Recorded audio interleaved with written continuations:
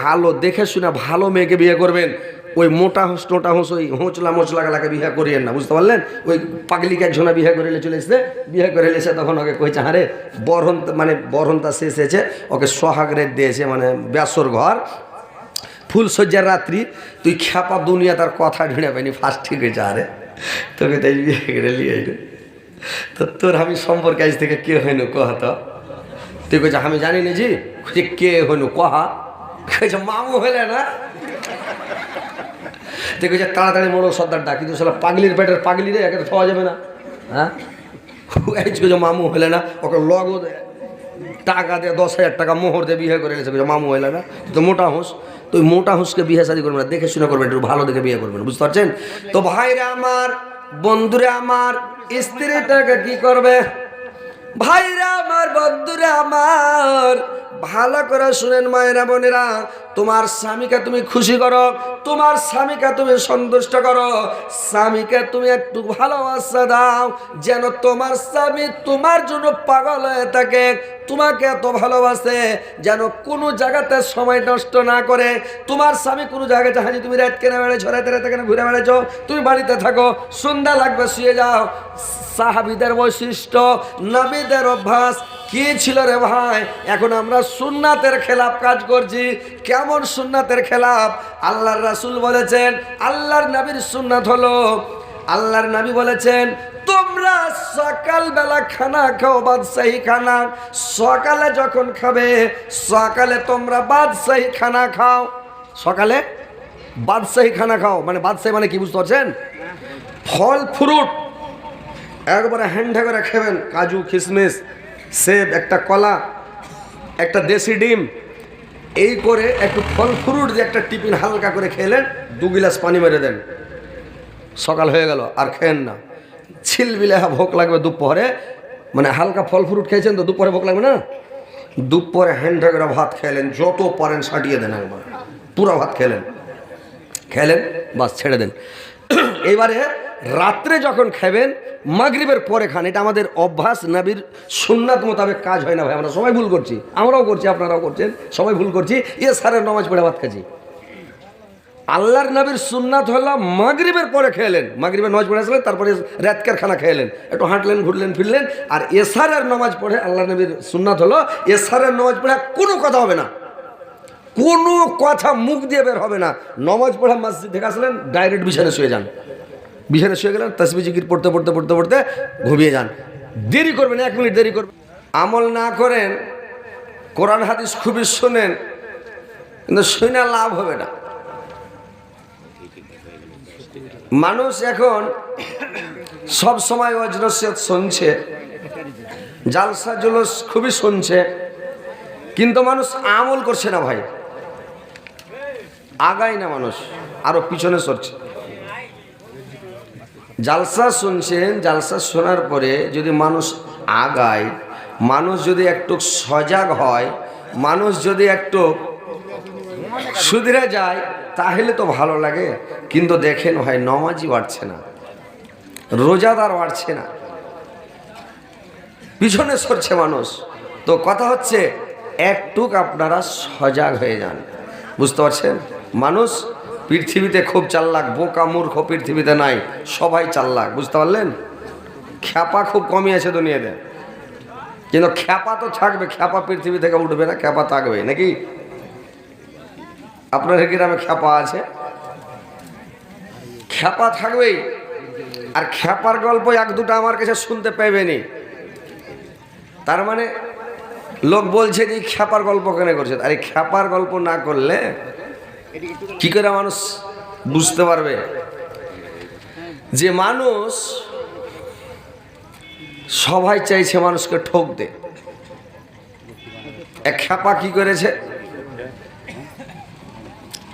মানে এটা হচ্ছে ডিজিটাল ইন্ডিয়া, এখন বর্তমান ডিজিটাল ইন্ডিয়া নাকি, মানুষ সোশ্যাল মিডিয়ার যুগ, এখন খ্যাপা কম, আর যারা খ্যাপা আছে ও পেটেরই খ্যাপা, না তো বেশিরভাগ মানুষ চাল্লাক আছে। তো খ্যাপা গেল ফের নিজের গানে খুব পণ্ডিত।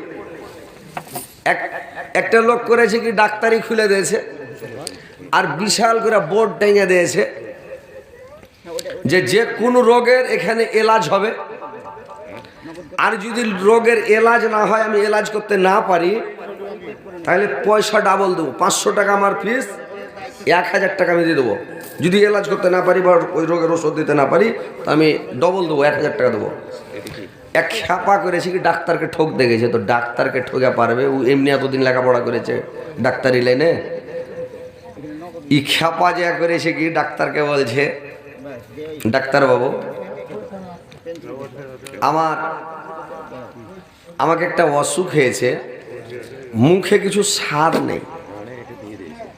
মানে কোনো জিনিস খাচ্ছি, মাছ খাচ্ছি না, মাংস খাচ্ছি, নুন খাচ্ছি না, ঝাল খাচ্ছি না, এন্না খাচ্ছি, কিছু বুঝতেই পারি না। গোনার ডিম কি যে খাচ্ছি, কিছু টেস্ট বুঝতে পারি না। তো ডাক্তার বলছে এক কাজ কর, ওই 20 নম্বর ডাব্বা থেকে ওর ওষুধটা বের করে 3 ফোঁটার মুখে ঢেলে দে। তখন কম্পাউন্ডার করেছে কি 3 ফোঁটা ওষুধ ওর মুখে ঢেলে দে, জিভেতে। তো জিভেতে যখন ঢেলে দিয়েছে, ই খ্যাপা খেয়া চুমড়ে এরকম করে উঠে যায়, কোচে এই তো ওষুধ এটা পেট্রোল। খ্যাপা কয়েছে এটা তো ওষুধ, এটা তো পেট্রোল। তো কইছে তোমার মুখে স্বাদ চলে এসছে, দাও টাকা দাও, 500 টাকা দাও। তার মানে তুমি কইছিলে আমার মুখে স্বাদ নাই, তো তুমি তো পেট্রোল বুঝতে, এটা হোক কদি পেট্রোল, তো তুমি তো বুঝতে পারলে সেটা পেট্রোল, তার মানে তোমার মুখে স্বাদ চলে এসছে, টাকা দাও। 500 টাকা লেন। এই খ্যাপা মন খারাপ যে ডাবল টাকা ঠকবো মনে করে আসলাম আমি, আর ই তো আমার কাছ থেকে ফিস 500 টাকা নিয়ে নিল। ঠিক আছে, আর একদিন আসবে, সেই এমন রোগের কথা বলবো যে তার কাছে ওষুধ না থাকে। ফের চলে এসছে, একদিন চলে এসছে ফের, যখন তোর কইছে ডাক্তার বলছে ফের তুমি এসো, কইছে হ্যাঁ চলে এসছি। কি ব্যাপার? কইছে বাবু, ডাক্তার বাবু মানে আমার ইয়াদদাস হারিয়ে গেছে। আগে তো মুখের স্বাদ হারিয়ে গেছিল, এখন ইয়াদদাস হারিয়ে গেছে। আজকে কি কাকে কোন কথা বললাম মনে থাকে না, কালকে কাকে কি কথা বলেছি মনে থাকে না, আজকে কোথায় গেছিলাম তাও মনে থাকে না। তো আপনি ওষুধ দেন তো। তো এই বলছে মনে থাকে না, কইছে না। তখন কম্পাউন্ডারকে বলছে ওই করতো 20 নম্বর ডাব্বাটা বের করতে, দেওয়ার মুখে ফের ঢালতো ওষুধ। তখন ইচ্ছুম আরে বলছে কালকে তো সেদিন তো আমাকে 20 নম্বর ডাব্বা থেকে খেলালছিলেন, ওইটাই ডাব্বা থেকে তো 3 ফোঁটা আমার মুখে দিয়েছিলেন। বলছে তোমার ইয়াদদাস চলে এসছে, ফের 500 টাকা দাও। ফের 500 টাকা লেনলেন। এই খ্যাপা ফের 500 টাকাতে পস্তেতে পস্তেতে এই যে ডবল টাকা নিব মনে করে আসলাম, কিন্তু এই তো পেট হয়ে গেল। কয়েকদিন পরে অন্ধ হয়ে চলে এসছে, কানা হয়ে দিয়ে লাঠি ধরে হাতড়ে দিচ্ছে। তো ডাক্তার বলছে ফের তুমি চলে এসো? বলছি হ্যাঁ হ্যাঁ চলে এসছি ডাক্তার বাবু। তো আমাকে ওষুধ দেন, আমার চোখের জ্যোতি হারিয়ে গেছে, দেখতে পাই না, অন্ধ হয়ে গেছে, কিছু দেখতে পাই না। তো আপনি চোখের একটু এলাজ করেন, তো ওষুধ দেন। তো কইছে চোখের তো আমি এলাজ করি না, আর ওষুধ তো আমার কাছে নাই। কই তাহলে আপনি ডবল টাকা দেন, 1000 টাকা দেন। তো আপনি তো বোর্ডে লিখে দিয়েছেন যদি এলাজ না থাকে তো ডবল টাকা, তো আপনি ডবল টাকা দেন। তো বলছে ঠিক আছে তাহলে ডবল টাকা লাও। পকেট থেকে বের করে ওকে 500 টাকা লোড ধরে দিয়ে 1000 টাকা নিয়ে যাও। ই তখন দেখে কইছে এটা তো 500 টাকা, আপনি 1000 টাকা দিতে চাইছেন, এটা তো 500 টাকা। ওই যে তোমার চোখে জ্যোতি চলে এসে, টাকা দাও। তার মানে তুমি দেখতে পেয়েছো, তুমি অন্ধ ছিলে, এখন যখন দেখতে পেয়েছো তাহলে তোমার কাছে জ্যোতি চলে এসছে, টাকা দাও। ই তখন করেছে কি কইছে চমকে উঠে আরে বাবরে, তো ব্যাপার খারাপ। ফের 500 টাকা চলে আলো, ফের 500 টাকা দিয়ে দিলে। আর 4 লাখে কাটলো, ওটা খ্যাপাই থেকে গেল। ই আপনার ডাক্তার আর ফিস টিস লেনলে, বুঝতে পারলেন? তো এইটা হচ্ছে ডিজিটাল ইন্ডিয়া। মানে এখন 4 লাখ হতে হবে, খ্যাপা থাকলে হবে না, বুঝতে পারছেন? এটা হচ্ছে সোশ্যাল মিডিয়ার যুগ, পৃথিবীতে সবাই 4 লাখ, তো একটু 4 লাখে থাকতে হবে ভাই, বুঝতে পারছেন? তো যাক, ইনশাল্লাহ আপনারা বসে ধৈর্য সহকারে ওয়াজ শুনবেন, ইনশাল্লাহ আপনাদেরকে আমি শোনাবো। আপনাকে শুনেছি গ্রাম বিশাল বড় গ্রাম, কিন্তু আর দেখেছিও গ্রাম যে আপনার ধানগাড়া, বিশনপুর, এলঙ্গি, রনঘাট, এই আপনার এই শৈলমারি, মাকাইয়া, এগুলো সব লাগালাগি সব গ্রাম, বিশাল বড় গ্রাম। কিন্তু লোক কেনে যার সাথে কম জীব হয় না, সব ভুট্টা মারাতে খেসতে গেছে, লোক খুব কম। তো যাক আলহামদুলিল্লাহ, বসে থাকেন, ইনশাল্লাহ আপনাদেরকে শোনাবো। সোনা বন্ধু সোনা না গো, আমার কথা শোনো না, তিনি মদের দয়ার নবী, তাকে তোমরা চিনো না। তিনি মদের দায়ার নবী, তাকে তোমরা চিনা না। দয়ার নবে ওহদ প্রান্তক ধর্ম যুদ্ধ করেছেন, কাফেররা নবীজিকে পাথর ছোড়ে মেরেছে। কাফেররা নবীজিকে পাথর ছোড়ে মেরেছে। আহা তোমরা মেরা নাগত, আহা তোমরা মেরা নাগত, নবীজিকে মেরো না। তিনি মদের দায়ার নবী, তাকে তোমরা চিনা না। তিনি মদের দায়ার নবী, তাকে তোমরা চিনা না। দয়ার নবী বনে বনে, দয়ার নবী বনে বনে চলাইতেন ছাগল। কাফেররা দেখে বলতো এটা একটা পাগল। কাফেররা দেখে বলতো বনের একটা পাগল। পাগল নয় গো পাগল নয়, পাগল নয় গো পাগল নয়, সে আল্লাহর প্রেমের দিওয়ানা। তিনি মদের দায়ার নবী, তাকে তোমরা চিনা না। তিনি মদের দায়ার নবী, তাকে তোমরা চিনা না।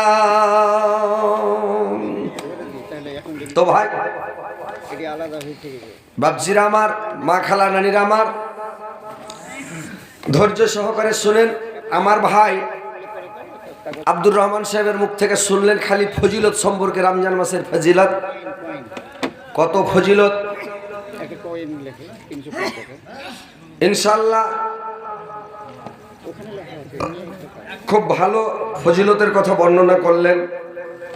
যে এটা হচ্ছে রমজান মাস, রমজান মাসের নেকি ফজিলত কত আছে। যে এক মাস আল্লাহ পাক ফেরেশতার 11 মাস ফেরেশতার দ্বারাই আল্লাহ নেকি লেখান, আর এক মাস আল্লাহ নিজের হাতে দিবেন। আর এই মাসটা এমনই মাস যে আমরা যেটাই দোয়া করবো ইনশাল্লাহ কবুল হয়ে যাবে।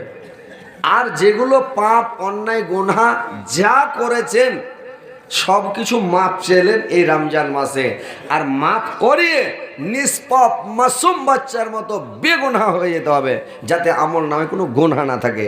তো এই মৌকাটা আল্লাহ দিয়েছেন, মৌকাটা পাওয়া গেছে।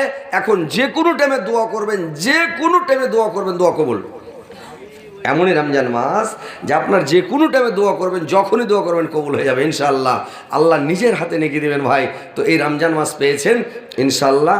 কথাগুলো মন দিয়ে শোনেন, ধ্যান দিয়ে শুনেন, তাহলে বুঝতে পারবেন ইনশাআল্লাহ। ফজিলতের কথা তো শুনে গেছেন, আমি ফজিলতের কথা না বলে অন্য আপনাদেরকে অজেকটা শোনাচ্ছি, যে আপনারা শুনলেই বুঝতে পারবেন যে এই যে নারী জাতিরা পুরুষের সেবা তাবেদারি খিদমত কিভাবে করতে হবে, কেমন করে করতে হবে, কি করলে ওরা জান্নাতে যাবে, পুরুষ জাতি স্ত্রীর সাথে কেমন ব্যবহার করতে হবে, কিভাবে স্ত্রীকে ভালোবাসতে হবে, ভালোবাসা দিতে হবে, ইনশাল্লাহ আমি একটু আপনাদেরকে বলবো। তারপরে লাস্টের দিকে আপনাদেরকে আবার কিছু ফজিলতের কথা, তাসবিহ জিকিরের কথা ইনশাল্লাহ কিছু টাইম পেলে ইনশাল্লাহ বলবো। আপনাদের ধৈর্যের উপরে কথা বলবো ইনশাল্লাহ। তো কথা হচ্ছে যে হযরতে আইয়ুব আলাইহিস সালাম যখন অসুখে পড়ে গেলেন, বিমারিতে পড়ে গেলেন, তো হযরতে আইয়ুব আলাইহিস সালামের 18 বছর পর্যন্ত সে বেমারিতে কষ্ট ভোগলেন। তো হযরতে আইয়ুব আলাইহিস সালামের সারা শরীর যখন পোকাতে কীড়াতে খেয়ে নিল, খাওয়ার পরে যখন তার জিভা খেতে লাগলো, জিভাটা ধরে নিয়েছে, পোকাতে কেমড়ে ধরে নিয়েছে। তো হযরতে আইয়ুব আলাইহিস সালাম তখন আল্লাহর দরবারে দোয়া করতে লাগলো, এ আল্লাহ, আমার সারা শরীর যখন পোকাতে খেতে লেগেছে, খেয়েছে, আমি কোনো কথা বলে নাই আল্লাহ, আজকে আমি 18 বছর থেকে আল্লাহ কষ্ট ভোগ করছি মাওলা, কিন্তু আল্লাহ গো আজকে আমার জিভাটা পোকাতে খেতে লেগেছে আল্লাহ, যদি আমার জিভাটা খেয়ে যায় আল্লাহ, আমি আপনার ইবাদত কি দিয়া করব, তাসবিহ কি দিয়া পড়ব আল্লাহ, আমি কেমন করে তাসবিহ পড়ব, জিকির করব আল্লাহ। হযরত আইয়ুব আলাইহিস সালাম আল্লাহর দরবারে দোয়া করতে লাগলো। হযরত আইয়ুব আলাইহিস সালাম তার পালনকর্তাকে ডেকে বললেন, ওয়া আইয়ুব ইজনাদা রাব্বাহু আন্নী মাসসানিয়া যুররু ওয়া আনতা আরহামুর রাহিমিন। স্মরণ করো আমার আইয়ুবের কথা, সে যখন তার পালনকর্তাকে আহ্বান করে বললেন, আল্লাহ, আমি দুঃখে কষ্টে পতিত হয়েছে, আর তুমি দয়াবানদের মধ্যে সর্বশ্রেষ্ঠ দয়ালু। আল্লাহ বললেন, আমি তার ডাকে সাড়া দিলাম, আমি তার ডাকে সাড়া দিলাম। যখন আমাকে আইয়ুব আলাইহিস সালাম যখন ডেকে বলল, আইয়ুব আলাইহিস সালাম যখন ডেকে বলল, আমি তার ডাকে সাড়া দিলাম। ফাস্তাজাবনা লাহু ফাকাশাফনা মা বিহি মিন জুরিয়া ওয়া আতাইনাহু আহলাহু ওয়া মিসলাহু মাআহুম রাহমাতুন মিন ইনদিনা ওয়া যিকরা লিল আবিদিন। বললাম, আমি তার ডাকে সাড়া দিলাম এবং তার দুঃখ কষ্ট সব দূর করে দিলাম, আর আমি তাকে সব কিছু ফেরত দিয়ে দিলাম, এবং আমার পক্ষ থেকে তার পরিবার পরিজনকে দিলাম, এবং আরো তাকে দিলাম আমি রহমত স্বরূপ। তো ভাইরা আমার, আল্লাহ পাক আইয়ুব আলাইহিস সালামকে বললেন, ওর কুচবে রিজলেকা হাজা মুগতাসালুম বারিদে ওয়া সারাম, বললে তুমি পায়ের এড়ি মারো, মাটির তল থেকে পানির ফুহরা বের হবে, মাটির নিচ থেকে যখন পানির ফুহরা বের হবে, তো ফুহরা যখন মাটির নিচ থেকে বের হবে, ওই পানিতে তুমি গোসল করো, তোমার শরীর ভালো হয়ে যাবে, তোমার বেমারি দূর হয়ে যাবে। তুমি তাড়াতাড়ি গোসল করে না, গোসল করলো, ভালো হয়ে গেল, বেমারি দূর হয়ে গেল। তো ভাইরা আমার, এত কষ্ট ভোগেছেন, এত কষ্ট সহ্য করেছেন ভাইরা আমার, মায়েরা ভালো করে শুনেলেন। যখন হযরত আইয়ুব আলাইহিস সালামকে বেমারি শুরু হয়ে গেল, তো যত ওর দুর্গন্ধে বাড়ির চাকর নাকুর কিরসালপাট মানুষ সবাই পালিয়ে গেল। এমনকি হযরত আইয়ুব আলাইহিস সালামের 3 জন স্ত্রী, 3টে বিবি তাকে ছেড়ে বাড়ি ছেড়ে পালিয়ে গেল রে ভাই। তাদের বাড়িতে স্ত্রীগুলা থাকলো না, শুধুমাত্র টিকলো একটা স্ত্রী, বড় স্ত্রী, যার নাম বিবি রহিমা। বিবি রহিমা তাকে ছেড়ে গেল না। বিবি রহিমা তার সেবা করে, তাবেদারি করে, খিদমত করে, তাকে দেখে। বিবি রহিমা কাক দিয়ে আইয়ুব আলাইহিস সালাম ডাক দিয়া বলল, রে রহিমা, সব বিবিরা, আমার স্ত্রীরা, আমার উর্দিঙ্গিনীরা আমাকে ছেড়ে পালিয়ে গেল, তোমার যদি ইচ্ছা হয় রে রহিমা, তুমিও আমাকে ছেড়ে চলে যেতে পারো রে রহিমা, তুমিও চলে যাও। বিবি রহিমা বলল, স্বামী গো, আমি আপনাকে ছেড়ে কোথাও যাব না গো স্বামী। আল্লাহ পাক আমাদেরকে নারী জাতিকে তৈরি করেছে পুরুষের সেবা করার জন্য, স্বামীর সেবা করার জন্য, স্বামীর খিদমত করার জন্য, স্বামীকে ভালোবাসা দেওয়ার জন্য। আমাদের কাজ হলো স্বামীর সেবা করা, তাবেদারি করা, খিদমত করা, স্বামীকে সন্তুষ্ট করা হলো আমাদের কাজ। নারী জাতিকে আল্লাহ পাক ওই কারণে তৈরি করেছেন, আপনার সাথে সুখের সময় আমি সুখ ভোগ করেছি, শান্তি ভোগ করেছি, কত মস্তি করেছি। আজকে না হয় আপনাকে আল্লাহ সুখ দিয়েছে, বেমারি হয়ে গেছেন, আজকে দুঃখের সময়তে আপনার সাথে আমি থাকব, আমি কিন্তু আপনাকে ছেড়ে কোথাও যাব না। শুনছেন মায়ের আমার, যে বিবি রহিমা কত সুন্দর কথা বলল, কত চমৎকার কথা বলল। এখন যদি কোনো পুরুষ লোককে, কোনো বেটা ছেলেকে যদি বেমারি হয়ে যায় বিয়ে শাদী হওয়ার পরে, তো এখনকার মেয়ে ছেলেরা নাফরমানি করে, জাত মেয়েরা বসে থাকে, না শুকরিয়াপনা করে, একে বিয়ে করে জীবনে সুখ পেলাম না, বিয়ে করে শান্তি পেলাম না, এর কুজ লড়াই ছুটে না, নাকি বলে না? যে ভাই যদি 1-2 মাস পড়ে থাকে, কি 15টা দিন যদি বেমারি হয়ে যায়, তো লোকের সামনে, মেয়ে লোকের সামনে গল্প করে কি করবো রে বাবু, এই কুজলাড়াকে বিয়ে করেছি করে সুখ শান্তি পাওয়া যায় না। হার বাপ মা বুঝলে না, এই কুজলাড়ার সাথে বিয়ে দিয়ে দিলে উপরে বডি দেখে খুব ভালো লাগছে, মহাকালের ফলের মতন, ভিতরে ওর কোনো তাগতই নেই, ক্যালসিয়ামই নেই, এটা বদলাম করে ফেলে থাকবে। তো পুরুষের কোনোদিন নিন্দা করিও না, পুরুষের বদলাম করতে যায় না। আরে বেমারি হয়েছে, আল্লাহ ভালো করবে, ভালো হবে নাকি? তো পুরুষকে কষ্ট দেন, আল্লাহ তৈরি করেছে নারী জাতিকে পুরুষের সেবা করার জন্য, নাকি? কেন তৈরি করলো আল্লাহ? পুরুষের লাগি তো তৈরি করেছে। তো কথা হচ্ছে যে তোমরা স্বামীকে ভালোবাসা দাও, আদর দাও, সহ করো, পুরুষকে ভালোবাসো, পুরুষকে সন্তুষ্ট করো। তোমাদের 4টা কাজ যদি করো, তাহলে তোমরা জান্নাতে যাবা। 1 নম্বরে 5 ওয়াক্ত নামাজ পড়তে হবে, সালাত আদায় করতে হবে। 2 নম্বরে রমজান মাসের রোজা ভালো করে রাখতে হবে। মা বোনেরা ভালো করে শুনেলেন, 4টা কাজ মেয়ে ছেলের, আর বেটা ছেলের 2টা কাজ। আপনাদের আমাদের 2টা কাজ। কি 2টা কাজ জানেন? 1 নাম্বার হলো মুখের হেফাজত করা। ফহুস কথা বলবেন না মুখ দিয়ে ভাই, লোকের গুজব করবেন না, গিল্লা করবেন না, মানুষকে কষ্ট দিবেন না মুখের দ্বারাই, মানুষের গুজব গিল্লা করবেন না। 1 নাম্বার মুখটার হেফাজত হয়ে গেল। 2 নাম্বার হলো লজ্জা স্থানের হেফাজত করবেন, জেনাতে লিপ্ত হবেন না। আল্লাহ রাসূল বলছেন 2টা জিনিসের হেফাজত করবে, তোমার জান্নাতের যাবেন আমি হয়ে গেলাম। বেটা ছেলে জান্নাতে চলে যাবে। আর মেয়ে ছেলেকে আল্লাহ রাসূল বলেন তোমাদের 4টা কাজ। কি 4টা কাজ? 1 নাম্বার হলো 5 ওয়াক্ত সালাত আদায় করতে হবে। 2 নাম্বারে তোমাদেরকে রমজান মাসের রোজা রাখতে হবে।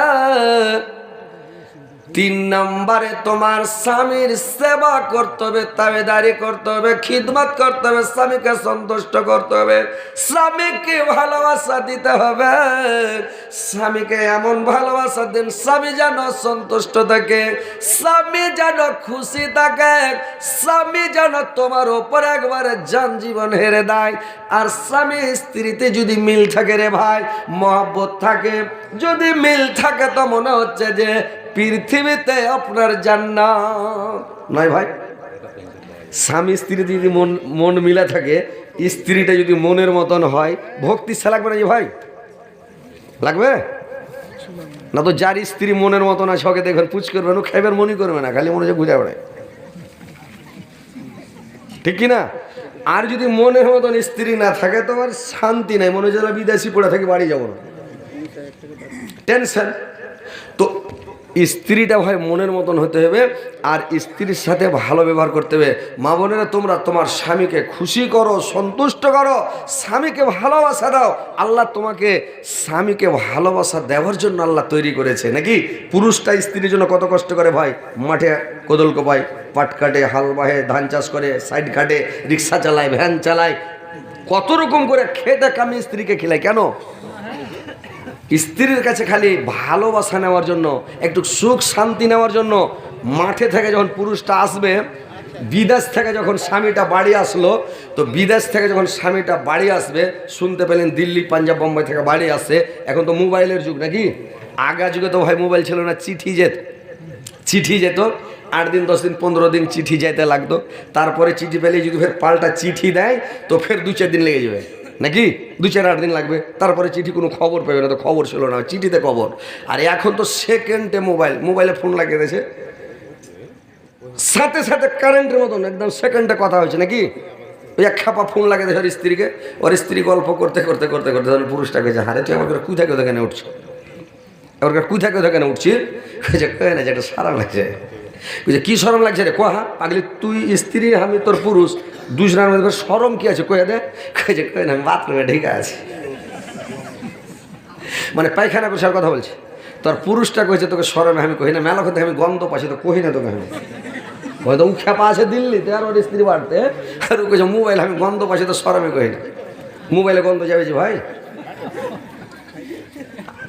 তোর পৃথিবীটা সোশ্যাল মিডিয়ার যুগ, ডিজিটাল ইন্ডিয়া, সাথে সাথে কারেন্টের মতন খবর নাকি। তো স্বামী যখন বিদেশ থেকে বাড়ি আসছে, খবর পেয়ে গেল, মেয়ে ছেলেরা খবর পেল আমার স্বামী বাড়ি আসছে, তখনই তুমি একবারে সুন্দর করে সেজে যাও, নতুন কাপড় পিনো, আর একবারে নতুন তুমি সায়া ব্লাউজ লাগাও, আর মুখে ফেস ওয়াশ লাগিয়ে মুখখানকে ধোয়া, ফেয়ার লাভলি লাগিয়ে মুখখানকে লুচি লুচা করে দাও, আর সাইজা কুজা একবারে স্ট্যান্ডার্ডে সুরমা টুরমা লাগে, একবারে স্যান্ড ফ্যান্ড লাগে তৈয়ার হয়ে থাকো। যেমন পুরুষটা বাড়ি আসবে মুস্কুটি মেরে একবারে হেসে কথা বলো, তোমার পুরুষটা বিদেশ থেকে কত কষ্ট করে তকলিফ করে বাড়ি এসে সব দুঃখ ভুলে যাবে, কষ্ট ভুলে যাবে, বলবে সুবহানাল্লাহ, ওরে আল্লাহ সুবহানাল্লাহ মনে হবে, ও মনে ভাববে যে স্বপনে বিদেশে থেকে আসলাম, মনে হয়েছে বাড়তি আছি, সব দুঃখ ভুলে যাবে, কষ্ট ভুলে যাবে নাকি। কিন্তু এখন মেয়ে ছেলেরা উল্টা করছে, যখন ওর স্বামীকে ওর সৌন্দর্য দেখাবে, কেউ মরছে গায়ে মরা মরেছে এই গাঁও গা, তোর মরা দেখতে যাবে, তখন একেবারে হিরোইনি সেজে গেছে, এমন করে সাজছে, বাপরে ঠোঁটে লিপস্টিক লাল ভররা করে দিয়েছে, মুখে ফেয়ার লাভলি লাগিয়ে মুখকে লুচলুচে করে দিয়েছে, আর মুখে মিষ্টি দিয়া ফের পান ভরে লিছে, আর মানুষদের জন্য পিচ ফেলছে, আর একবারে কুচি করে কাপড় বিনা স্টাইল করে হাঁটছে, আরে বাপরে, আর পায়ে পাতা দিয়েছে, আর জোরে জোরে পা ফেলছে, আর ঝুনুত ঝুনুত করে বাজছে, তো মানুষ ওর দিকে আরও দেখে নাকি। এইসব পাপ কামাইছে মেয়ে ছেলেরা, এগুলা করবেন না মা বোনেরা, ভালো করে শুনেলেন। আর নিজের পুরুষ যখন বাড়ি আসছে, সাজা কুজা কিছু নাই, একবারে হাংড়ে মাংড়ে চিমটি কাটতে মোবাইল উঠবে, সাজা কুজা কিছু নাই, ঘিনমিন হয়ে আছে। স্বামী বাড়ি এসে দেখে কইছে হায়রে আল্লাহ কেন বাড়ি আসলাম বিদেশে থাকে, বলো দেখে মন মাথা খারাপ। মায়েরা আমার, বোনেরা আমার, শোনেন, স্বামীর সেবা তাবেদারি করেন, খিদমত করেন, স্বামীকে খুশি করেন, স্বামীকে সন্তুষ্ট করেন। আল্লাহর নবীর বিবি আয়েশা কি করেছেন, আল্লাহর নবীকে একদিন গোসল করাতে নিয়ে গেলেন, আল্লাহর নবীকে যখন গোসল করাতে নিয়ে গেলেন, আল্লাহর নবীকে গোসল করেছেন, আল্লাহর নবী একটা তক্তার উপরে উঠেছেন, আর তক্তার উপরে উঠে যখন বসেছেন, আয়েশা করেছে কি বর্তন থেকে পানি গালাকে উঠাচ্ছে, আর আয়েশা আল্লাহর নবীর মাথার উপরে পানিগুলোকে ঢালছে রে ভাই, পানিগুলোকে ঢালছে, আল্লাহর নবী গোসল করছে, গোসল করতে করতে করতে করতে যখন গোসল করতে করতে পানিগুলো যখন বয়ে চলে যাচ্ছে, পানিগুলো লাল হয়ে যাচ্ছে, আল্লাহর রাসূল দেখলেন পানিগুলো লাল কেন হয়ে যাচ্ছে। আয়েশাকে জিজ্ঞাসা করলাম, আরে আয়েশা পানিগুলো কেন লাল হয়ে যাচ্ছে রে আয়েশা? আয়েশা বললেন, নবী গো, যখন আপনি তক্তার উপরে উঠেছিলেন নবী গো, আমার পায়ের কুড়া আঙুলটা তক্তার তলে চাপা পড়ে গেছে, লোকটা থেতলে ডাল হয়ে গেছে, আমার পায়ে রক্ত বের হয়ে পানির সঙ্গে লাল হয়ে যাচ্ছে নবী গো। আল্লাহর নবী চট করে তক্তা থেকে নেমে গেলেন রে ভাই, আর তক্তা থেকে নেমে গিয়ে আয়েশার পা দেখছে একবারে লোক থেতলে ডাল হয়ে গেছে সত্যিকারে, আর রক্ত বয়ে চলে যাচ্ছে, খুন বয়ে যাচ্ছে। আল্লাহর নবী বললেন, আয়েশা তুমি আমাকে কেন বললে ডারে আয়েশা যে আমার পা চিপে গেছে, আমি নেমে যেতাম, তুমি এত কষ্ট পেয়েছো, এত কষ্ট পেয়েছো, তবে তুমি একবার করলে না বা আহ করলে না, তুমি কষ্ট অনুভব করলে না, আমাকে কেন বললে না রে আয়েশা? আয়েশা বললেন, সাবিগা আমার পায়ের একটা কুড়া আঙ্গুল চাপা পড়েছে, থেতলা ডাল হয়ে গেছে, রক্ত বয়ে যাচ্ছে স্বামী গো। আমার যদি দুটা পায়ের 10টা আঙুল মাটিত মানে কুচলে থেতলা ডাল হয়ে যেত, সবখানে খুন যদি আমার বয়ে যেত স্বামী গো, তবু একবার আমি উহা করতাম না, আপনাকে আমি কষ্ট দিতাম না। আপনাকে কষ্ট দিয়ে আপনি তো তক্তার উপরে বসলেন, আপনাকে আমি কেমন করে তক্তা থেকে উঠতে বলবো স্বামী গো, বলুন তো। দেখেন মায়েরা বোনেরা আমার, এখনকার মহিলারা এরকম হবে ভাই, বলেন তো হবে? জি হবে? একটু হাঁটতে হাঁটতে খালি পায়ে একটু গুল্লা কি লোকটা কুচলে যায়, একটু পা পড়ে যায় বাই চান্স, ও তখন একটু চেপে গেলে পরে ওকে এত জোর ধাক্কা মারবে যে 3 পাল্টি খেবে, মুখ পুড়ার বেটা তোর কপালে চোখ আল্লাহ দেয়নি, কুচলে দিছিস, দিবে কিনা, ঢাকা মারবে কিনা? খবরদার মা বোনেরা, পুরুষকে ঢাকা ঢুকে মারিও না। আর পুরুষকে কষ্ট দিও না, পুরুষকে তকলিফ দিও না, পুরুষকে কষ্ট দিও না, পুরুষকে ভালোবাসা দাও। তোমার পুরুষ তোমার জন্য কত খাটছে, কত পরিশ্রম করছে, তোমার জন্য করছে। কিসের জন্য করছে? বিয়ের আগে মানুষ অত খাটে না, স্ত্রী না থাকলে খাটবে না। একটা পেট একটা মানুষ কি খাবে, অত খাটার দরকার নাই। কিন্তু এই যে একটা সংসার, স্ত্রীকে খাওয়াবে পড়াবে, ভালো খাওয়াবো ভালো পড়াবো স্ত্রীকে, নাকি সবাই মনে করছে আমার স্ত্রীকে ভালো দামি দামি কাপড় পরাবো, আমার স্ত্রীকে ভালো ভালো পাউডার লাগাবো, ভালো ভালো সেন্ট ফ্যান্ট লাগাবো, আমার গহনা গুড়িয়ে বানিয়ে দেব, আমার স্ত্রীকে ভালো ভালো খাওয়াবো, একবারে হিমামালানির মতন করে একবারে নিয়ে ঘুরবো, দেখে ভালো লাগবে, আনন্দ পাবে। প্রত্যেকের পুরুষ চাই যে আমার স্ত্রী যেন সুখে থাকে, শান্তিতে থাকে, ভালো থাকে। সবার স্বামী চায়, এ মায়েরা বোনেরা আমার, পুরুষকে ভালোবাসো, পুরুষকে সান্ত্বনা দাও, পুরুষকে সন্তুষ্ট করো, পুরুষ যেন তোমার উপরে রাগান্বিত না হয়, পুরুষ যেন তোমার উপরে যেন দুঃখ না করে। তুমি স্বামীকে ভালোবাসো, যারা স্বামীকে ভালোবাসে, যারা স্বামীকে ভালোবাসে, ভাইরা আমার, মায়েরা বোনেরা ভালো করে কান খুলে শুনেলেন যে তোমার স্বামী যদি তোমার জন্য দোয়া করে দেয়, তোমার স্বামী যদি তোমার উপরে সন্তুষ্ট থাকে, তোমার আগে কে জান্নাতে যাবে? তোমার কোনো বালাই নাই, সরাসরি তুমি জান্নাতে চলে যাবে। কিন্তু স্বামীকে ভালোবাসা দিতে হবে, স্বামীকে ভালোবাসার মতন ভালোবাসতে হবে যে তোমার স্বামী যেন খুশি থাকে। কীরকম ভালোবাসা দিতে হবে? যে একটা স্ত্রী যদি ভাত খুলে গামলাতে করে রেখে দেয়, টেবিলের উপরে ভাত খুলে রেখে দেয়, পানি এনে রেখে দিয়েছে, বলে স্ত্রী খুব ভালো, ওইটা স্ত্রী খুব ভালো নয়। কোনটা স্ত্রী ভালো জানেন? স্ত্রীটা হলো কিরকম জিনিস জানেন? আপনাকে শুধরাইতে হবে ওকে। যদি পুরুষটা ভালো না হয়, কেমন করে শুধরাবে জানেন? স্ত্রীটা ওকে বলবে নামাজ পড়ো না, জি পানি এনে দিতে হবে, জোহরের টাইমে তুমি গোসল করে এসো, আর এদের পানি উজু করো, যাও নামাজটা পড়ে এসো, আমি ভাত টাত খুলছি, যাও নামাজ পড়ে এসো, ফের আসো রক্তে পানি দাও, সীতা আছে উঠো, এই যে বিছানায় সীতা আছে, পুরুষটা তোকে যা উঠো, পুরো যাও তো নামাজ পড়ে এসো, এরকম করতে হবে না। পুরুষটার কাছে যাওয়ার কুড়া আঙুল ধরে টানো, সোনা সোনা উঠো, যান ওঠো, ওঠো আর যান ওঠো, ফুসলে কানের কাছে মুখ লাগো, সোনা ও সোনা। ওর পুরুষ কবে বাপরে, এই তো জীবনে কেউ সোনা কহেনি, এত বড় হয়ে গেছি তোরে, তো ওর মনটা খুশি হবে। এইবার তখন কি করবে? হ্যাঁ কি করেছিস রে, বলে উঁচু করে আসর হয়ে গেছে, নামাজটা পড়ে এসো, যাও যাও আর যান যাও। ই তখন কুদ দেখো, উফ এত বড় কলজা ভরা কথা জীবনে কেউ গাইনি, উঁচু করে চলে যাবে নামাজ পড়তে। এই করতে করতে তামুক খেয়েছে পুরুষ, ওকে শুধরা, হ্যাঁ জি তুমি এগুলো কেনে খেয়েছো? তামুক খেলে, জর্দা খেলে, গুটকা খেলে, তিরাঙ্গা খেলে, গুল ঘষলে, মানে নিশা দ্রব্য পান করলে 40 দিনে ইবাদত কবুল হয় না। তো তুমি নমাজ যখন পড়ছো তো এগুলো নিশা ছেড়ে দাও, কি দরকার, কি ফায়দা পেয়েছো? যারা খায় না ওরা মানুষ হয় নাকি? তুমি কেনে খেয়েছো? তুমি ওগুলো খেয়েছো, আমি কষ্ট পাচ্ছি, ভালো লাগে না, মানে এগুলো কেনে খেয়েছো? এই আস্তে আস্তে বলে 19 খাওয়া ছেড়ে দেবে, হ্যাঁ হারি স্ত্রী জন বলছে ছেড়ে দিই। তো পুরুষটাকে আস্তে আস্তে শুধরাও, আস্তে আস্তে লাইনে আনো, আর পুরুষটাকে তুমি যা খেতে যাবে তাই খেলাবো, কিন্তু তুমি নামাজ পড়ো, তুমি যা চেপে দেবো কিন্তু নামাজ পড়ো তুমি। মানে এই করতে করতে পুরুষকে শুধরা, পুরুষকে সৎ পথে লেজে ওকে নামাজি বানিয়ে দাও। এইটা হচ্ছে মেয়ে ছেলের বৈশিষ্ট্য, পুরুষকে কন্ট্রোল করা, পুরুষটাকে ঠিক লাইনে আনা, নাকি?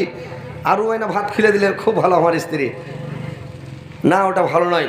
স্ত্রীটাকে শুধরাইতে হবে ভাই, ওই লেগা ভালো দেখে শুনে ভালো মেয়েকে বিয়ে করবেন। ওই মোটা হোস টোটা হোস, ওই হোঁচলা মোচলা গালাকে বিয়ে করিয়েন না, বুঝতে পারলেন? ওই পাগলিকে একজনা বিয়ে করে চলে এসে, বিয়ে করে এসে তখন ওকে কইছে হারে বরহন, মানে বরহনটা শেষ হয়েছে, ওকে সোহাগ রেট দিয়েছে, মানে ব্যাসর ঘর। ফুলসজ্জার রাত্রি, তুই খ্যাপা দুনিয়া তার কথা ঢুঁড়ে পাইনি, ফার্স্ট ঠিক হয়েছে। আরে তোকে তাই বিয়ে করে নিয়ে আইল, তো তোর আমি সম্পর্কে আজ থেকে কে হইনু কহ তো? তুই কইছে আমি জানি না জি, কে হইনু কহা? কইছে মামু হইলে না। তুই কইছে তাড়াতাড়ি মোড়ল সর্দার ডাকি তো, শালা পাগলির পেটের পাগলি রে, একে তো খাওয়া যাবে না।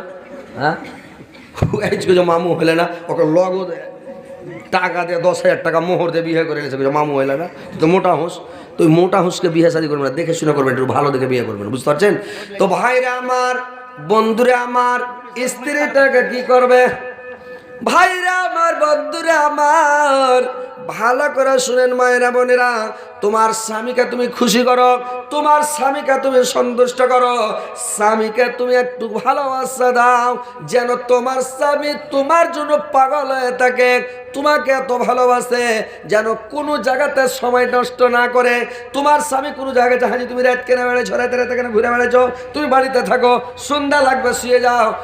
সাহাবীদের বৈশিষ্ট্য, নবীদের অভ্যাস কি ছিল রে ভাই? এখন আমরা সুন্নাতের খেলাফ কাজ করছি। কেমন সুন্নাতের খেলাফ? আল্লাহর রাসূল বলেছেন, আল্লাহর নবীর সুন্নাত হলো, আল্লাহর নবী বলেছেন তোমরা সকালবেলা খানা খাও বাদশাহী খানা, সকালে যখন খাবে সকালে তোমরা বাদশাহী খানা খাও, সকালে বাদশাহী খানা খাও। মানে বাদশাহী মানে কি বুঝতে পারছেন? ফল ফ্রুট একবারে হ্যান্ডে করে খাবেন, কাজু কিশমিশ সেব, একটা কলা, একটা দেশি ডিম, এই করে একটু ফল ফ্রুট দিয়ে একটা টিফিন হালকা করে খেলেন, 2 গিলাস পানি মেরে দেন, সকাল হয়ে গেল। আর খেয়েন না, ছিলবিলে ভোগ লাগবে দুপুরে, মানে হালকা ফল ফ্রুট খেয়েছেন তো দুপুরে ভোগ লাগবে না, দুপুরে হ্যান্ডে করে ভাত খেলেন, যত পারেন সাটিয়ে দেন, একবার পুরো ভাত খেলেন, বাস ছেড়ে দেন।